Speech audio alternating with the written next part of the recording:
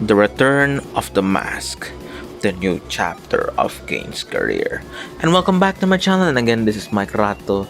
And well, before I actually start my video, I do want to apologize for the lack of videos recently because I had my other commitments.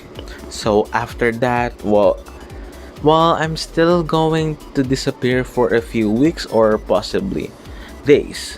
So yeah, when I return, I hope you all are still here supporting me and will share this to your friends if you had to or if you want to. So well, here we go.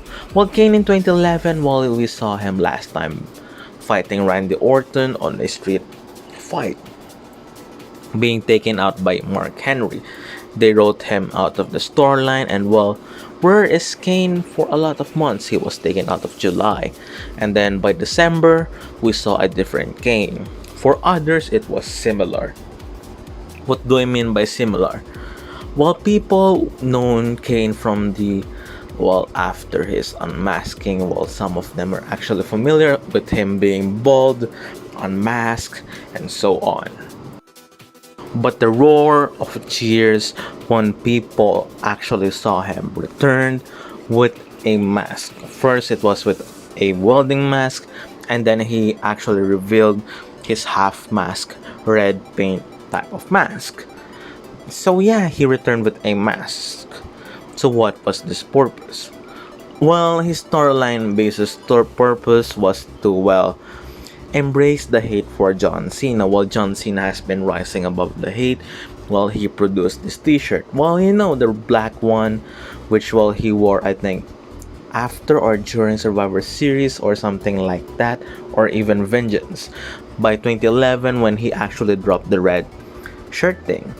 So when he debuted this shirt, well, Kane returned to tell Cena to embrace the hate. Well, people actually love hating each other, and that's the storyline. While John Cena is avoiding the purpose of hating someone, and his character is a fun-loving, caring type of, well, babyface. And Kane is wanting to, well, he wants to make John Cena realize his perspective of making him embrace the hate, or maybe force him to do so.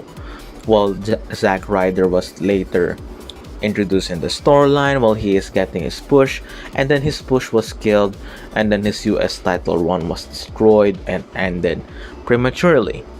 And then later on, well, Eve Torres was also involved, Zack Ryder's on-screen girlfriend, and you know what happened? Well, they broke up in storyline and all of that later on. And then, well, yeah, Zack Ryder's career was destroyed. Though John Cena won the feud versus Kane because, well, he is feuding with The Rock. And Kane, what's his next agenda? Well, he wants to face Randy Orton, which, well, this actually makes sense. If they wanted to have him feud with someone, why not target Randy Orton, the man who actually made him shake hands, well, made him more human. Why did they had this embrace the hate storyline instead of proceeding with this? Well, I'm not gonna rant anymore, but yeah, we're going on with this storyline. Well, Randy Orton in 2011 was the World Heavyweight Champion, and in 2012, well, he is doing some left and right rivalries with Wade Barrett and etc. with Daniel Bryan also, I think. But yeah, he has this rivalries. And then, well, he was inserted with a feud with Kane for WrestleMania, which, well, Kane wanted his revenge for being weak before. You know how monsters act when they saw their sudden weakness, and Kane wanted to erase that from the history. The man who actually shake Randy Orton's hands in that match, which, well, yeah, later on, well, it was actually the rival was put into a layer, but you know, it's more of a weakness of a monster, and the two knows what happened. So, well, later on, Cowboy Bob Orton was actually inserted. Paul Bear was also inserted, but yeah, they only appeared on a one-time thing. So yeah, Kane and Randy Orton were feuding from well, WrestleMania until Extreme Rules, something like that. So yeah, that happened. When the feud ended, well, Kane was somehow inserted into the WWE Championship match, which will, yeah, he was feuding now with CM Punk and Daniel Bryan. I think by that time, well, he had some, well, matches also with Zack Ryder, with Kane destroying Zack Ryder before that or after that, which, well, I'm not sure. So, well, Kane had this feud with Zack Ryder also. When he was inserted in a feud with CM Punk and Daniel Bryan, well, he was third man in the party. Basically, well, he's there to actually get the pin. You know how Kane puts over talents? That's how he is actually great of doing so. Well, they made him put over CM Punk by this time, and Punk, while he is doing his 434-day title run, which while he is, while defeating competitor after competitor. So yeah, the feud of Daniel Bryan, CM Punk continues, Kane was written off, he was put in a Money in the Bank ladder match, and then later on, well, he feuded with Daniel Bryan, which later on made the Team Hell No tag team, which, well, it was actually one of the most, well, recognizable things in 2012 and one of the most entertaining segments in 2012 also. Well, they had the CM Punk title run, they have this, well, Ryback's rise to the top, while they have Team Hell No, John Cena being Mr. Money in the Bank and losing it, and also, well, later on, the rise of Dolph Ziggler, Big Show's career resurgence also by being the World Heavyweight Champion, and Sheamus being this babyface champion, which, well, yeah, somehow it worked. Alberto Del Rio's, well, rise to the World Championship scene, despite of him, well, winning the world title in 2013. So yeah, and also Chris Jericho's return in 2012, well, they made a huge deal out of it.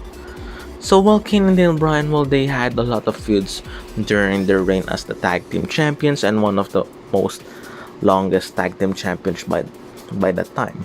Well, yeah, they had rivalries with Dolph Ziggler, Big E, Team Road Scholars, and Primetime Players, and a lot of heel tag teams by that era, and also by that era, well, unlike 2017, well, 2012's tag team was not that long. So, well, Kane, while he is doing this entertaining segments with Daniel Bryan, and well, they had this therapy, which, well, they had this Dr. Shelby segments, AJ Lee segments, and all of those entertaining things on their title run, which made them interesting because, well, the two always butted heads with each other. They are not functioning well as a team, but when one of them was in danger, the other got the other's back. For example, when Team Road Scholars attacking Daniel Bryan, while Kane is going for the rescue, and vice versa.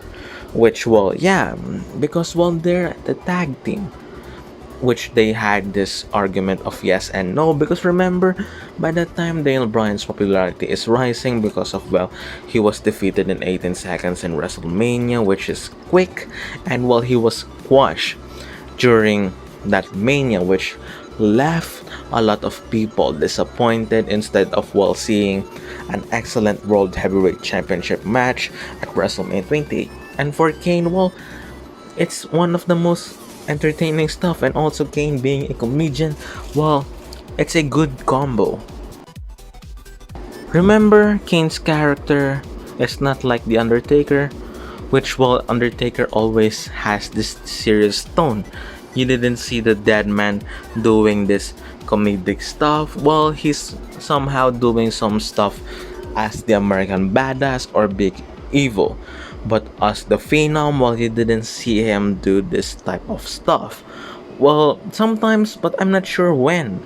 So yeah, The Undertaker doesn't make that much of comedic scenes, which contrasts to his brother, while Kane, while he's doing these comedic scenes, which actually made things work for the tag team of Team Hell No. So yeah, that's the video. I hope you all like it, like, comment down below, share, and well, we're going to discuss Team Hell No for the next time. So yeah, subscribe, and well, continue watching my videos for more wrestling topics.